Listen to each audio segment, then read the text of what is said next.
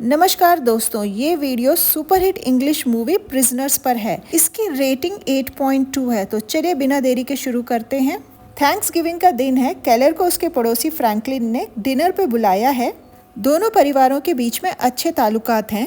Keller अपनी बीबी grace, बेटे Rolf और बेटी एना के साथ आता है। फ्रैंकलिन के परिवार में उसकी बीबी नैन्सी, बड़ी बेटी एलाइजा और छोटी बेटी जॉय हैं। खाना तैयार होने में अभी थोड़ी देर थी, इसलिए बच्चे बाहर खेलने चले गए। घर से थोड़ी दूर ही एक वैन खड़ी थी। जॉय और एना मस्ती मस्ती में उस वैन को एक ठोस चीज से मारने लगे। यह देख रैल्फ और एलाइजा ने उन्हें रोका और वैन के मालिक के आने से पहले ही उन दोनों को लेकर घर के अंदर चले गए। सभी ने मिलकर खाना खाया और फिर हंसी मजाक और बातचीत करने में मशरूफ हो गए। एना केलर के पास आती है और बड़ी मासूमियत से पूछती है कि उसकी पिंक कलर की सीटी घर के आसपास ही घूम गई है, तो क्या वो और जॉय बाहर जाकर उसे ढूंढ सकते हैं। केलर कहता है ठीक है, लेकिन तुम रैल्फ और एलाइजा को भी अपने साथ ले जाओ ताकि तुम लोग सुरक्षित रहो। काफी देर बाद जब घर लौटने का वक्त हुआ, केलर ने एना और जॉय को आवाज लगाई, लेकिन हैरानी की बात यह थी कि वो दोनों आसपास कहीं नहीं थे। परेशान होकर केलर ने रैल्फ और एलाइजा से उनके बारे में पूछा, पर उन दोनों ने कहा कि हमें तो पता ही नहीं था कि वे बाहर जाने वाले हैं। केलर भागा भागा अपने घर की तरफ गया। उसने चारों तरफ उन्हें ढूंढने की कोशिश की, पर उसे वो कहीं भी नहीं दिखी। घबराकर सभी ने उन्हें आसपास हर जगह तलाश किया, मगर उनका कोई पता नहीं चला। तभी रैल्फ को याद आया कि जो वैन कुछ देर पहले उनके घर के बाहर खड़ी थी, अब वो वहाँ नहीं है। यह सुनते ही केलर के मन में बेचैनी और बढ़ गई। उसने बिना वक्त गंवाए पुलिस को फोन किया। पूरे शहर की पुलिस उस वैन को खोजने लग गई और कुछ ही समय बाद उन्हें वो वैन मिल भी गई। इस केस को डिटेक्टिव लोकी हैंडल कर रहे थे। उस वैन को चेक करने के लिए डिटेक्टिव लोकी जैसे ही उसके पास पहुंचे, वैन ड्राइवर बड़ी तेजी से वैन लेके वहां से भागा, लेकिन उसका बैलेंस बिगड़ गया और वो आगे जाकर एक पेड़ से टकरा गया। पुलिस ने ड्राइवर को गिरफ्तार कर लिया। पूछताछ के दौरान ड्राइवर किसी भी सवाल का जवाब ठीक से नहीं दे पा रहा था। लोकी को सिर्फ इतना ही पता चला कि उस ड्राइवर का नाम एलेक्स है और वह अपनी आंटी के साथ रहता है। लोकी पूछताछ करने के लिए एलेक्स की आंटी के घर गया। वहां उसे पता चला कि एलेक्स के माता पिता एक हादसे में मारे गए थे और तभी से वह अपनी आंटी के साथ रहता है। लोकी की नज़र एलेक्स के कमरे में रखी एक आदमी की फोटो पे पड़ी। पूछने पर आंटी ने बताया कि वह उसका पति है। करीब 5 साल पहले उसका उसके पति के साथ झगड़ा हुआ था। उस झगड़े की वजह से वह घर छोड़कर चले गए थे और फिर कभी वापस नहीं आए। इस जानकारी के अलावा लोकी को उसके घर से और कोई सबूत नहीं मिला। इसके बाद उसने एलेक्स की वैन को फोरेंसिक जांच के लिए भेजा, लेकिन वहां से भी बच्चों की अपहरण से जुड़ा कोई ठोस प्रमाण नहीं मिला। इसी बीच एलेक्स के बारे में एक चौंकाने वाला खुलासा हुआ। भले ही वह उम्र में बड़ा दिखता था, लेकिन उसका IQ एक 10 साल के बच्चे जितना था। लोकी ने ये जानकारी केलर और फ्रैंकलिन के परिवारों को भी दी। केलर ये मानने को तैयार ही नहीं था कि एलेक्स दिमागी तौर से एक बच्चा है, क्योंकि अगर उसका दिमाग कमजोर है तो वह वैन नहीं चला पाता। लेकिन सबूतों के अभाव की वजह से पुलिस को एलेक्स को छोड़ना पड़ता है। डिटेक्टिव लोकी केस को आगे बढ़ाते हुए केलर और फ्रैंकलिन के सभी पड़ोसियों से पूछताछ करने लगा। इसी दौरान लोकी चर्च के फादर के घर पहुंचा। उसने दरवाजा काफी बार खटखटाया। जब उसे कोई जवाब नहीं मिला, तब उसने खिड़की से झांक कर देखा। उसने देखा कि फादर जमीन पर पड़ा हुआ है। बिना समय गंवाए वह दरवाजा तोड़कर घर के अंदर दाखिल हो गया। उसने देखा कि ज्यादा शराब पीने की वजह से फादर बेहोश हो गया है। वह उसे बिना जगाए घर की तलाशी लेने लगा। तभी उसका ध्यान एक गुप्त तहखाने पे जाता है। जब वह उसके अंदर देखता है तो उसके होश ही उड़ जाते हैं। उसके अंदर एक आदमी की सड़ी गली लाश पड़ी हुई थी। वह गुस्से से फादर को झकझोर के उठाता है और उससे पूछता है कि ये लाश किसकी है। फादर ने डरते डरते बताया कि कुछ साल पहले ये आदमी उसके पास अपना गुनाह कबूल करने आया था। उसने बताया कि वह 16 बच्चों को मार चुका है और उसे इस बात का कोई पछतावा नहीं है और आगे भी वह बच्चों को मौत के घाट उतारता रहेगा। उसके अनुसार उसकी लड़ाई भगवान से है और वो इन बच्चों को मार के उन्हीं के पास भेज रहा है। यह सुन फादर अंदर से बुरी तरह से हिल गया। उसने सोचा, इतना सब जानने के बाद अगर इस आदमी को छोड़ दिया तो वह एक पाप होगा। इसी वजह से उन्होंने खुद उसे मौत के घाट उतार दिया और उसकी लाश तहखाने में छिपा दी। फादर के गुनाह कबूल करते ही लोकी ने उसे हिरासत में ले लिया। केलर को जब पता चला है कि एलेक्स रिहा हो गया है तो वह गुस्से से उसके पास गया और उसको पकड़कर मारने लगा और बच्चों के बारे में पूछने लगा। एलेक्स ने एक अजीब सा उत्तर दिया। उसने कहा कि बच्चे जब तक मेरे पास थे तब तक खुश थे। यह सुन केलर का गुस्सा और बढ़ गया, लेकिन इससे पहले कि वह कुछ और उगलवा सके, पुलिस ने उसे मारपीट के इल्जाम में गिरफ्तार कर लिया। केलर ने लोकी और कमिश्नर को एलेक्स द्वारा बताई गई बात बताई। यह सुनते ही लोकी तुरंत एलेक्स की आंटी के घर पहुंचा। उसने दोनों से पूछताछ की, लेकिन एलेक्स पूरी तरह से मुकर गया। उसने दावा किया कि उसने ऐसा कुछ भी नहीं कहा था। लोकी को लगा कि शायद केलर को भ्रम हुआ होगा। लोकी ने केलर को बताया कि एलेक्स साफ मुकर गया है, हम उसे गिरफ्तार नहीं कर सकते। यह सुन केलर काफी फ्रस्ट्रेट हो गया। उसने तय किया कि अब वो खुद एलेक्स को पकड़ के बंदी बना लेगा और उससे अपने तरीके से बच्चों के बारे में जानकारी निकालेगा। उसने एलेक्स पे नजर रखना शुरू किया। एक दिन उसे मौका भी मिल गया। उसने उसे बंदी बनाकर अपने पुराने घर के बाथरूम में बंद कर दिया। अगले दिन केलर फ्रैंकलिन को उस जगह लेकर गया और बताया कि वह एलेक्स को तब तक टॉर्चर करेगा जब तक वह बच्चों के बारे में उन्हें बता नहीं देता। फ्रैंकलिन पहले हिचकिचा रहा था। वह कानून को अपने हाथ में नहीं लेना चाहता था, लेकिन फिर बच्चों की खातिर वह भी उसके साथ हो लिया। दूसरी ओर लोकी की तहकीकात जारी थी। उसने उस घर के मालिक के बारे में पता किया जिस घर के सामने अपहरण वाले दिन एलेक्स की वैन खड़ी थी। घर की मालकिन ने बताया कि वो लोग वहां नहीं रहते हैं, उन्होंने वो घर बेचने के लिए रखा है। लोकी तुरंत घर की मालकिन से मिला। वह एक बुजुर्ग महिला थी। बुजुर्ग महिला ने उसे बताया कि 26 साल पहले उसका बेटा उसी घर से किडनैप हो गया था और चौंकाने की बात यह थी कि उस दिन भी वहां एक वैन पार्क थी। उसने अपने बेटे को खोजने की हर संभव कोशिश की थी, लेकिन उसे वह कभी नहीं मिला।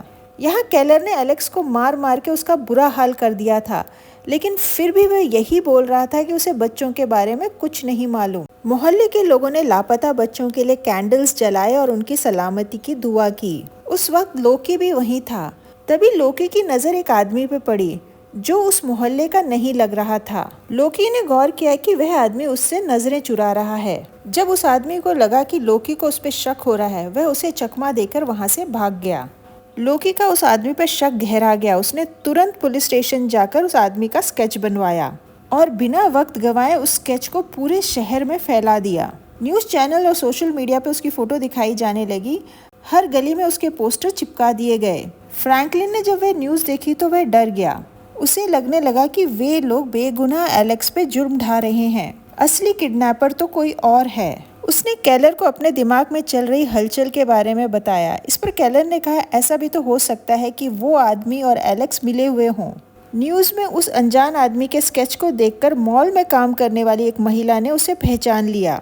उसने लोकी को बताया कि पुलिस को जिस आदमी पर किडनैपिंग का शक है वो कई बार उनके मॉल में आ चुका है।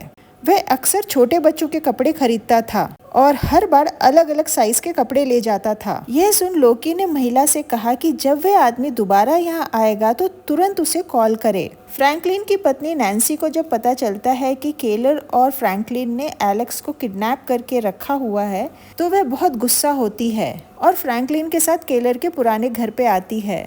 केलर उसे समझाता है कि ये भी मिला हुआ हो सकता है। नैन्सी केलर और फ्रैंकलिन को बाथरूम के बाहर ही रुकने के लिए बोलती है और खुद बाथरूम में जाकर एलेक्स से अपनी बेटी के बारे में पूछती है। एलेक्स कहता है, मुझे कुछ भी नहीं मालूम है, मुझे प्लीज़ यहाँ से जाने दो। उसकी हालत देखकर नैन्सी को तरस आ जाता है और वह उसके हाथ खोल देती है। उसके ऐसा करते ही एलेक्स ने नैन्सी को दूर धकेल दिया और खिड़की का कांच तोड़कर अपने पास रख लिया। केलर और फ्रैंकलिन को जैसे ही नैन्सी की आवाज सुनाई दी वे तुरंत बाथरूम के अंदर दाखिल हुए। एलेक्स ने केलर पर कांच के टुकड़े से वार कर वहां से भागने की कोशिश की, लेकिन केलर और फ्रैंकलिन ने उसे धर दबोचा। नैन्सी और फ्रैंकलिन वहां से अपने घर के लिए निकल जाते हैं। यहाँ में दिखाया जाता है कि वो स्केच वाला अनजान आदमी फ्रैंकलिन के घर में घुसा हुआ है। उनकी बड़ी बेटी एलाइजा इस वक्त घर पर अकेली है। इससे पहले वह एलाइजा को कुछ नुकसान पहुंचाता, फ्रैंकलिन और नैन्सी की कार की आवाज उसे सुनाई दे जाती है। यह देख वह वहाँ से भाग जाता है। इसके बाद वो आदमी चोरी छुपी केलर के घर में घुस जाता है, लेकिन तभी आहट सुन के केलर की वाइफ ग्रेस उठ जाती है और तुरंत बाहर आके देखने लगती है। यह देख अनजान आदमी घबरा जाता है और ग्रेस को चकमा देखकर खिड़की से कूद के भाग जाता है। ग्रेस तुरंत डिटेक्टिव लोकी को फोन करके घर पे बुला लेती है। जांच के दौरान ग्रेस लोकी को घर में बने एक अंडरग्राउंड चेम्बर में ले जाती है। यह चेम्बर केलर ने किसी भी आपातकालीन परिस्थिति के लिए तैयार किया था। इसमें महीनों तक जीवित रहने के लिए हर सामग्री रखी हुई थी। बातों बातों में ही ग्रेस ने लोकी से केलर के बारे में पूछा। केलर ने एलेक्स को बंदी बनाने वाली बात घर में नहीं बताई थी। उसने उन्हें ये बताया था कि वह पुलिस के साथ मिलकर एना को ढूंढ रहा है। लोकी केलर के बारे में सुनकर चौंक गया, क्योंकि केलर उनके साथ कभी था ही नहीं। तभी लोकी की नजर वहाँ पड़े एक बैग पर पड़ी जिसमें सोडियम हाइड्रोक्साइड था, जिसे बॉडी को गलाने और तेजी से डिकम्पोज करने के लिए यूज किया जाता है। केलर के घर में इस खतरनाक केमिकल को देखकर लोकी के दिमाग में शक की लहर दौड़ गई। अगले ही दिन उसने केलर पर गुप्त रूप से नजर रखना शुरू किया। उसने देखा कि केलर ने अपनी कार शराब की दुकान के बाहर पार्क की और शराब की दुकान में जाने की बजाय वह दूसरी डायरेक्शन में जा रहा है। दरअसल केलर अपने पुराने घर में जा रहा था। तभी एक ट्रक जो लोकी के कार के पीछे खड़ी थी जोर जोर से हॉर्न मारने लगी। हॉर्न की आवाज सुनकर केलर का ध्यान उस तरफ गया। उसने देखा कि लोकी उस कार में बैठा है। वो समझ गया कि लोकी उसका पीछा कर रहा है। उसे देख वह तुरंत शराब की दुकान की तरफ मुड़ गया और वहां से एक बोतल लेकर बाहर आया और सीधा लोकी की कार के पास आया और लोकी से कहा कि तुम मेरा पीछा क्यों कर रहे हो। लोकी ने उसे अपनी कार में बैठने के लिए कहा। फिर उससे पूछा कि एलेक्स कहाँ है। इस पर केलर ने झुंझलाते हुए कहा, मुझे क्या पता, मैं तो अपनी बेटी के गम में शराब पी रहा हूँ। घर में पता न चले इसलिए उन्हें कहा है कि मैं तुम लोगों के साथ अपनी बेटी को ढूंढ रहा हूँ। लोकी ने उससे पूछा कि तुमने अपने घर में सोडियम हाइड्रोक्साइड क्यों रखा है। केलर ने कहा कि कुछ दिन पहले उसका कुत्ता मर गया था, उसे दफनाने के लिए उसने उस केमिकल का इस्तेमाल किया था। लोकी ने उसे समझाते हुए कहा कि उसे शराब के नशे में डूबने की बजाय अपने परिवार का सहारा बनना चाहिए और फिर उसे छोड़ दिया। लेकिन केलर अभी भी उसके शक के दायरे में था। ऑफिस में पहुंचते ही उसने इंटरनेट पे केलर के अतीत की जांच करना शुरू किया। उसे पता चला कि कई साल पहले केलर के पिता ने अपने ही घर में आत्महत्या की थी। केस फाइल में उस घर का पता भी दर्ज था। ये वही घर था जिसमें केलर ने एलेक्स को बंदी बना के रखा था। केलर एलेक्स से पूछताछ करने के लिए अपने पुराने घर में गया हुआ था। तभी उसका ध्यान जाता है कि लोकी उसके घर की तरफ आ रहा है। दरअसल लोकी उसके घर की तलाशी लेने के लिए वहाँ आया हुआ था। स्थिति को भांपते हुए केलर तुरंत एलेक्स के पास गया और उसे डराते हुए बोला, अगर कुछ भी आवाज की तो उसका अंजाम बुरा होगा। केलर ने लोकी से बचने के लिए शराब पीने का नाटक किया और वहीं जमीन पे लेट गया, जैसे गहरी नींद में हो। थोड़ी देर में लोकी घर के अंदर दाखिल हो गया। उसने केलर को उठाया और उसे पूरा घर दिखाने के लिए कहा। केलर ने लोकी को घर दिखाना शुरू किया। घर देखते देखते लोकी उस बाथरूम के बेहद करीब पहुंच गया जिसके अंदर एलेक्स कैद था। लोकी बाथरूम के अंदर देखने ही वाला था, तभी उसका फोन बजा।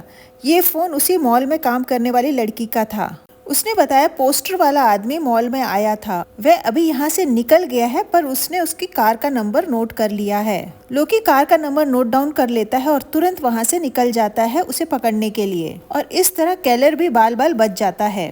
लोकी को कार के रजिस्ट्रेशन से पता चलता है कि उस आदमी का नाम बॉब है। वह बॉब के घर पहुंचा। वह घर पे ही था, लेकिन वह लोकी को अंदर आने नहीं दे रहा था। लेकिन लोकी ने उसे धक्का देकर हथकड़ी पहना दी और घर के अंदर दाखिल हो गया। जांच के दौरान उसे घर में कई कंटेनर नजर आए जिन पर ताले लगे हुए थे। उसने ताला तोड़कर तुरंत एक कंटेनर खोला और देखा कि उसके अंदर खून से सने कपड़े रखे हुए हैं। जैसे ही लोकी ने एक कपड़ा हटाया, उसकी रूह कांप उठी, क्योंकि उसके नीचे कई जहरीले सांप छिपे हुए थे। उसने बाकी कंटेनर भी खोले। सभी कंटेनर्स में खून से लथपथ कपड़े और सांप थे, लेकिन एक कंटेनर अलग था। उसमें कपड़े या सांप नहीं थे। उसमें एक किताब थी जिसमें अजीबो गरीब ड्राइंग बनी हुई थी जो किसी रहस्यमय बात की ओर इशारा कर रही थी। लोकी ने खून से लथपथ कपड़ों को फोरेंसिक जांच के लिए भेज दिया और एन और जॉय के माता पिता को पुलिस स्टेशन में बुलाया। फिर उसने एक एक करके मिले हुए कपड़ों की तस्वीरें उन्हें दिखाई। जॉय के माता पिता ने उसमें से एक कपड़ा पहचाना और वो फूट फूट कर रोने लगे और दुखी होकर वहाँ से चले गए। लोकी ने केलर को भी तस्वीरें देखने के लिए कहा। उन तस्वीरों में एक सॉक्स की तस्वीर थी जिसे देखते ही उसके पैरों तले जमीन खिसक गई।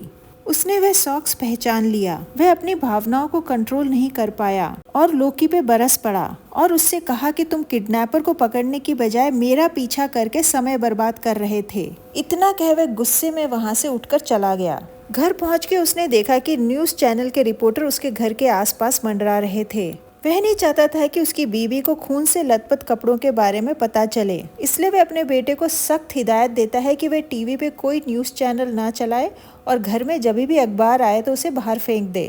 अपने बेटे को दिलासा देते हुए उसने कहा कि पुलिस भले कुछ भी बोले, वह अपनी बेटी को ढूंढ निकालेगा। पुलिस बॉब से पूछताछ करती है पर उससे कुछ खास जानकारी नहीं मिलती, लेकिन वह पुलिस से कहता है कि वह उस जगह का नक्शा बना सकता है जहां बच्चों को किडनैप करके रखा है। पुलिस ने उसे जरूरी सामग्री दी नक्शा बनाने के लिए। वह 3-4 घंटे तक नक्शा बनाता रहा पर वह कुछ ठीक से बना नहीं पाया। उसकी ड्राइंग नक्शा कम भूल भुलैया ज्यादा लग रही थी। काफी देर इंतजार करने के बाद लोकी के सब्र का बांध टूट गया। वह बॉब को मार मार के बच्चों का पता पूछने लगा। वह बहुत ज्यादा एग्रेसिव हो गया था। यह देखकर दूसरे पुलिस वाले अंदर आ जाते हैं और बॉब और उसे अलग करते हैं। इसी दौरान बॉब एक पुलिस वाले की पिस्तौल निकाल लेता है। इससे पहले कोई कुछ कर पाता, उसने गोली मारकर अपनी जान ले ली। इस घटना के बाद एना और जॉय की किडनैपिंग का केस और भी पेचीदा हो गया। तभी उसका ध्यान बॉब के बनाए हुए नक्शे पे गया। उसे ऐसे लगा कि उसने उस टाइप का डिजाइन कहीं देखा है। वह केस से रिलेटेड सभी फोटोज देखने लगा। उसने देखा कि फादर के घर से मिली हुई सड़ी हुई लाश के फोटो में जो उस आदमी ने लॉकेट पहना है, उसका डिजाइन इस नक्शे से मैच कर रहा है। अभी वह तस्वीरें देख ही रहा था, तभी उसे एक पुलिस ऑफिसर का फोन आता है। ऑफिसर ने उसे तुरंत बॉब के घर बुलाया। वहां पहुंचकर उसे पता चला कि बॉब के घर के आसपास की खुदाई करने पर उन्हें वहां 2 पुतले बरामद हुए। पहली नजर में वह बच्चों की लाश जैसे दिख रहे थे, जिससे पुलिस को शक हुआ कि ये किडनैपिंग से जुड़ा कोई अहम सुराग हो सकता है। आगे ऑफिसर ने बताया कि बॉब के घर से जो खून से सने कपड़े मिले थे, उसमें जो खून लगा था वह इंसान का नहीं बल्कि सूअर का था। लोकी को अपनी जांच के दौरान पता चला था कि बॉब को किसी ने बचपन में किडनैप किया था। हालांकि बॉब किसी तरह वहां से भागने में सफल हो गया था, लेकिन किडनैपिंग के दौरान उसे लगातार नशीली दवाओं के इंजेक्शन दिए गए थे, जिस वजह से वह अपने अपहरणकर्ताओं के बारे में कुछ भी याद नहीं रख पाया, जिस वजह से पुलिस बॉब के असली किडनैपर को कभी पकड़ नहीं पाई। आखिरकार पुलिस और लोकी इस नतीजे पर पहुंचे कि बॉब कोई किडनैपर नहीं था, वह एक मानसिक रोगी था।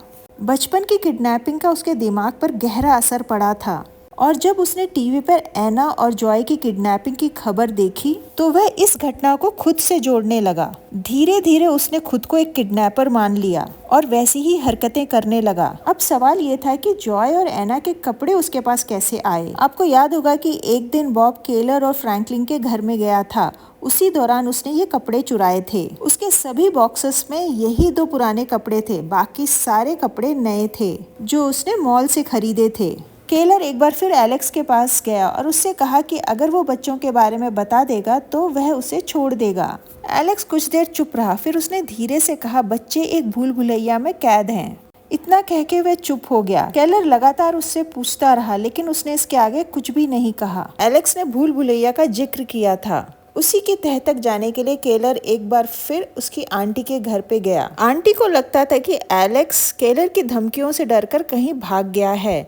उसे बिल्कुल भी अंदाजा नहीं था कि एलेक्स को केलर ने बंदी बनाकर रखा है। आंटी ने बातों बातों में केलर से कहा कि वो और उसका पति पहले बहुत धार्मिक थे, लेकिन जब उनके बेटे की कैंसर से मौत हो गई तो उनका भगवान पर से विश्वास ही उठ गया। उसी गम को भुलाने के लिए उन्होंने एलेक्स को गोद लिया था, लेकिन वह अपने सगे बेटे के मरने के गम को कभी भुला नहीं पाई। और उसने बताया कि एलेक्स के साथ बचपन में कुछ हादसा हुआ था, जिसकी वजह से वह बहुत कम बात कर पाता है। बातों ही बातों में केलर ने भूल भुलैया का जिक्र छेड़ा, लेकिन एलेक्स की आंटी के हाव भाव से साफ झलक रहा था कि उसे इस बारे में कुछ भी पता नहीं है। कुछ अहम जानकारी न मिलने के कारण केलर निराश होकर अपने घर लौट आया। जैसे ही वह घर पहुंचा, उसकी बीवी घबराई हुई उसके पास आई और उसे बताया कि फ्रैंकलिन की बेटी जॉय मिल गई है, लेकिन एना का अभी तक कुछ पता नहीं है, और कहा कि जॉय अभी अस्पताल में है, हमें तुरंत उससे मिलने जाना चाहिए। यह सुनते ही केलर के अंदर उम्मीद की एक नई किरण जाग उठी और वो दोनों बिना देरी के हॉस्पिटल पहुंचे। वहां पहुंचते ही केलर ने जॉय से किडनैपर और एना के बारे में पूछा। उसने बताया कि आप उस जगह आए थे जहां हम दोनों कैद थे। लेकिन हम दोनों के मुंह में टेप लगी हुई थी, इसलिए हम कुछ इशारा नहीं कर पाए। जॉय ने बताया कि उन दोनों ने वहां से भागने की कोशिश की।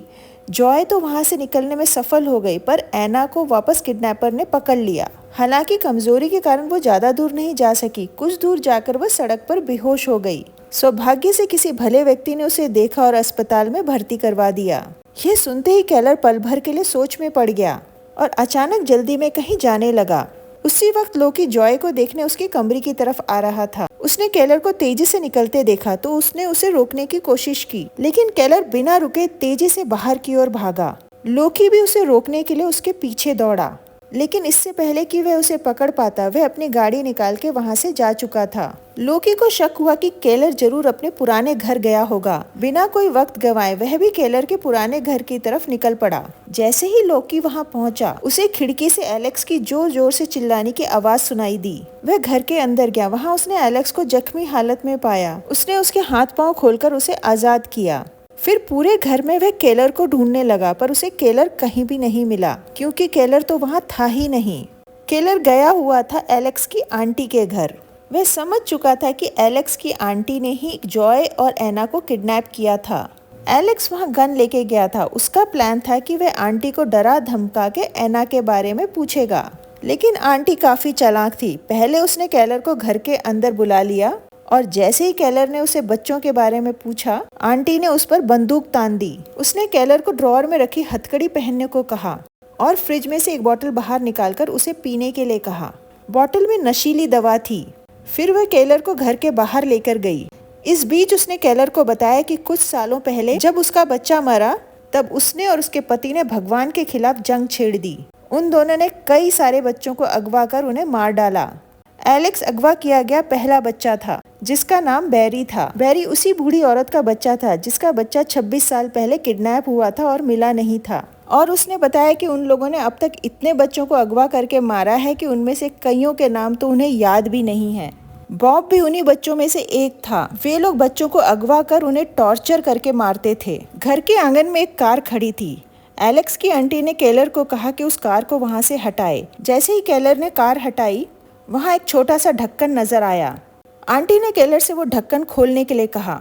केलर ने जैसे ही ढक्कन खोला, उसके नीचे एक गहरा गड्ढा दिखा। आंटी ने बड़े ठंडे लहजे में बताया, जब पुलिस दोनों बच्चों को यहाँ ढूंढने आई थी, तब उसने उन दोनों को इसी गड्ढे में छुपा दिया था। इसके बाद उसने केलर को उस गड्ढे में जाने का आदेश दिया, लेकिन केलर ने साफ मना कर दिया। केलर के इनकार करते ही आंटी ने बिना झिझक के उसके पाँव में गोली मार दी। मजबूरी में केलर को उस गड्ढे में जाना ही पड़ा। आंटी ने केलर से कहा जल्दी ही वह इस गड्ढे में एना की लाश भी फेंकने वाली है। इतना कह के उसने गड्ढे का ढक्कन बंद कर दिया और फिर उसे कार से ढक दिया। केलर के पास एक छोटा टॉर्च था। उसने उस टॉर्च की मदद से उस गड्ढे में देखना शुरू किया। तभी उसे वहां पे पिंक कलर की सीटी दिखाई दी, जिसे एना जॉय के साथ अपने घर के पास ढूंढने आई थी।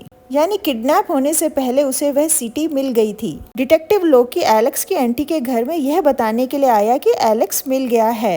वह दरवाजे पे नॉक करता है, लेकिन उस वक्त आंटी दूसरे कमरे में थी, जहां वह एना को जहर का इंजेक्शन लगाने वाली थी। इसी वजह से उसे दरवाजे पे हुई दस्तक सुनाई नहीं दी। जब काफी देर तक किसी ने दरवाजा नहीं खोला, तो लोकी खुद ही दरवाजा खोलकर अंदर चला गया। वहां उसकी नजर एक बार फिर आंटी के पति के फोटो पर पड़ी। आंटी के पति ने गले में वही लॉकेट पहना हुआ था जो फादर के घर से मिली लाश के ऊपर था। यह देखते ही डिटेक्टिव लोकी को यकीन हो गया कि आंटी ने ही दोनों बच्चियों को किडनैप किया था। तभी लोकी को दूसरे कमरे से कुछ आवाज सुनाई दी। वह धीरे से उस आवाज की तरफ बढ़ा। वहां उसने देखा कि आंटी एना को इंजेक्शन लगाने जा रही है। लोकी ने उस पर बंदूक तान दी और पीछे पलटने के लिए कहा, पर वह नहीं जानता था कि आंटी के पास भी बंदूक है। आंटी समझ चुकी थी कि अब उसका खेल खत्म हो चुका है। इस वजह से उसने पीछे पलटते ही बंदूक चला दी।